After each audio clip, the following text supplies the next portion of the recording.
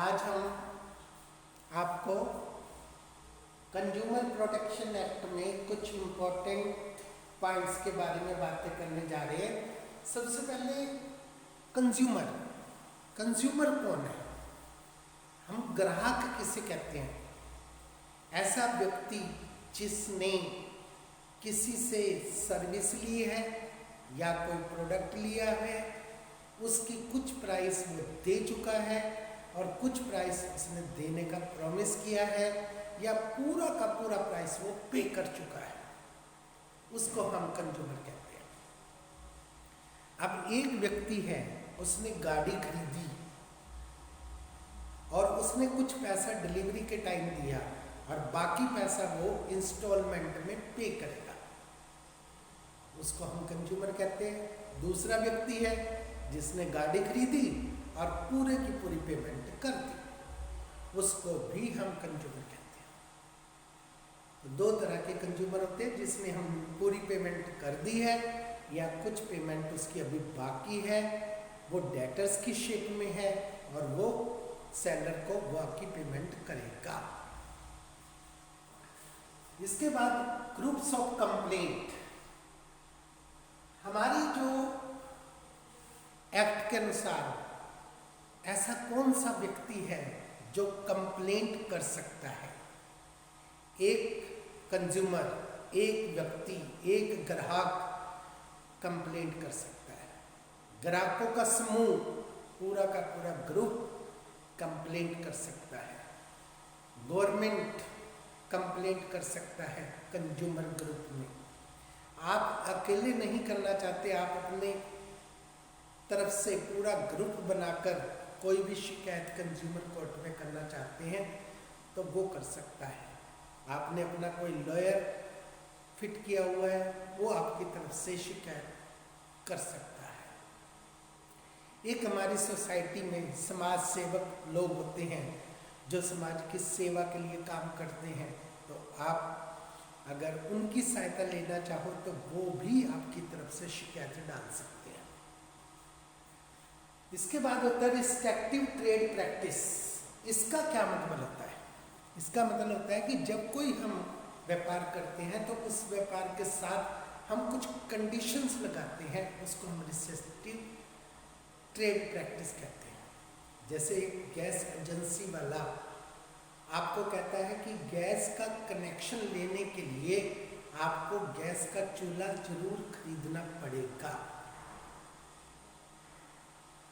आपको कंडीशंस लगाता है। आप उस कंडीशंस के लिए शिकायत कर सकते हैं कि हम इंडियन कंपनी से क्या खरीदना चाहते हैं, केवल कनेक्शन, परंतु उसने चूल्हा खरीदने के लिए हमें मजबूर किया। इसी तरह से आप लोगों ने गाड़ी खरीदी, बाइक खरीदी, परंतु वो एजेंसी वाला आपको कहता है कि साथ में आपको इंश्योरेंस भी हमारे से ही करवाना पड़ेगा। हम क्यों करवाएं भाई उससे? इसके लिए आप शिकायत कर सकते हैं।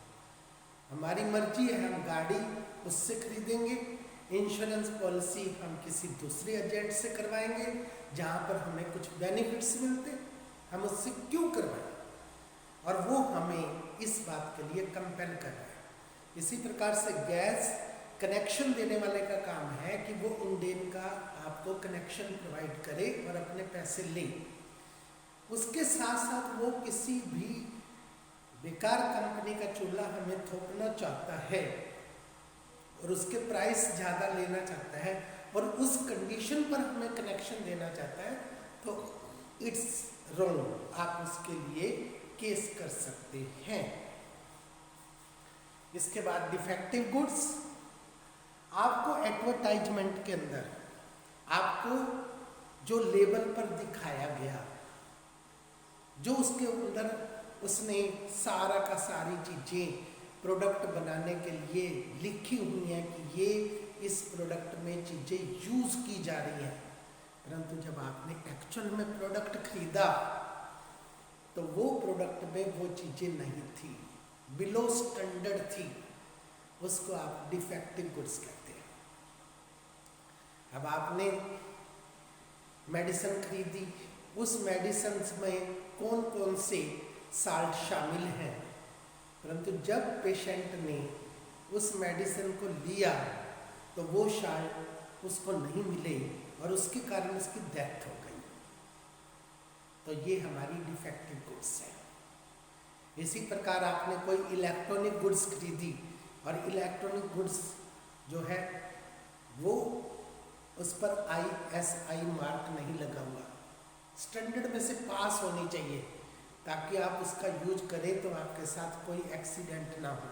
और जैसे ही आपने उस इलेक्ट्रॉनिक गुड्स का यूज किया एकदम उसमें फॉल्ट था, उसके कारण आपको करंट लग गया, आपको शारीरिक नुकसान भी हुआ और आपकी मशीन भी जल गई।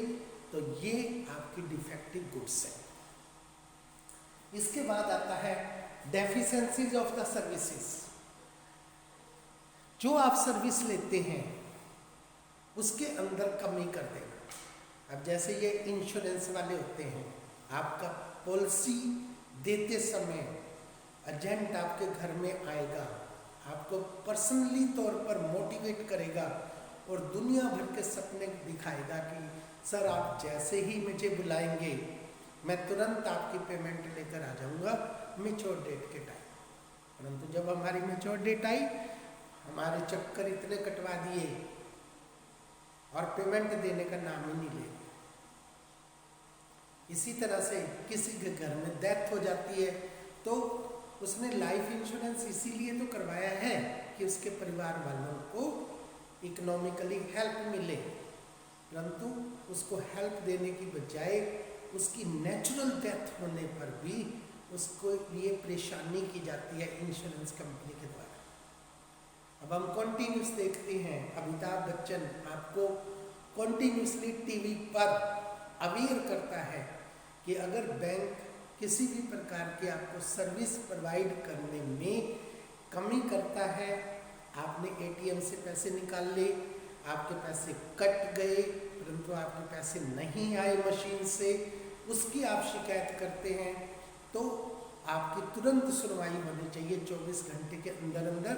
अगर नहीं होती है तो आप RBI की इस साइट पर जाइए और फ़ोन कीजिए। कोई भी मैनेजर आपका बैंक का आपकी कोई पेमेंट देने से या किसी प्रकार का इंटरेस्ट में या कोई और प्रकार का आपके ऊपर चार्जेज लगाता है बैंक और आपके बैलेंस को कम कर देता है, इस प्रकार से सर्विसेज में कोई कमी करते हैं तो आप उनकी तुरंत RBI में शिकायत कीजिए, आपको तुरंत उसकी प्रोटेक्शन मिलेगी। इसी प्रकार स्टॉक एक्सचेंज मार्केट में हम आपको कहते हैं कि अगर आपके साथ किसी भी प्रकार का दुर्व्यवहार किया जा रहा है तो प्रत्येक इन्वेस्टर SEBI में शिकायत कर सकता है और उस ब्रोकर के प्रति एक्शन लिया जाएगा, उस मैनेजर के प्रति एक्शन लिया जाएगा, उस बोर्ड ऑफ डायरेक्टर के प्रति एक्शन लिया जाएगा और ब्रोकर का तो लाइसेंस भी रद्द हो सकता है। परंतु आगे तो आपको बढ़ना पड़ेगा क्योंकि डिफेक्टिव सर्विस आपको मिली है। अगर आप ही शिकायत नहीं करेंगे तो आपकी हेल्प कौन करेगा? It can't possible. इसके बाद एक्सेसिव चार्जेज, जो आपसे सर्विस के पैसे लेने चाहिए उससे ज़्यादा प्राइसेस आपसे ऐंठ लेना। अब कुछ प्राइसेस गुड्स की ऐसी होती हैं जो सरकार द्वारा निश्चित की जाती हैं, जैसे हर साल गेहूं के रेट्स निकलते हैं और बहुत सारी चीज़ें हैं और रसायन पदार्थ निकलते हैं जिन पर किसानों को खाद बीज वगैरह मिलना चाहिए, परंतु जो दुकानदार होते हैं वो उनको उस तरह से रिलैक्सेशन ना देकर उनसे फालतू प्राइस ले लेते हैं। तो आपसे इस प्रकार से 150 रुपये की चीज़ है, कोई बुक है, उस पर गलत मार्क कर देना 200 रुपये और उस 200 पर भी आपको कह दिया 10% डिस्काउंट काट के दूंगा तो आपको 180 रुपये की देना। इसी प्रकार से आपका जितने भी रेडीमेड के सूट आते हैं, रेडीमेड के कपड़े आते हैं, उस पर दुकानदार क्या करते हैं, जो उस पर ओरिजिनल प्राइस होती है उस प्राइस को हटा देते हैं और अपनी मशीन से उस पर दूसरी प्राइस लगा देते हैं और उस पर आपको ट्रेड डिस्काउंट का लालच देकर कि हमने ये कमी कर दी है और आपको हम कम प्राइस पर चीज़ें दे रहे हैं, परंतु एक्चुअल में आपसे ज़्यादा प्राइसेस ली जा रही हैं। जो कंपनी की प्राइसेस है उससे ज़्यादा प्राइसेस ली जा रही हैं, तो इसे हम एक्सेसिव प्राइसेस कहते हैं। इसके लिए भी आप अपनी आवाज़ उठा सकते हैं। तो बच्चों, इसी के साथ नया साल मुबारक हो और आप खूब तैयारी करें और खूब नंबर लें और ईश्वर आपको हमेशा खुश रखे। That's all.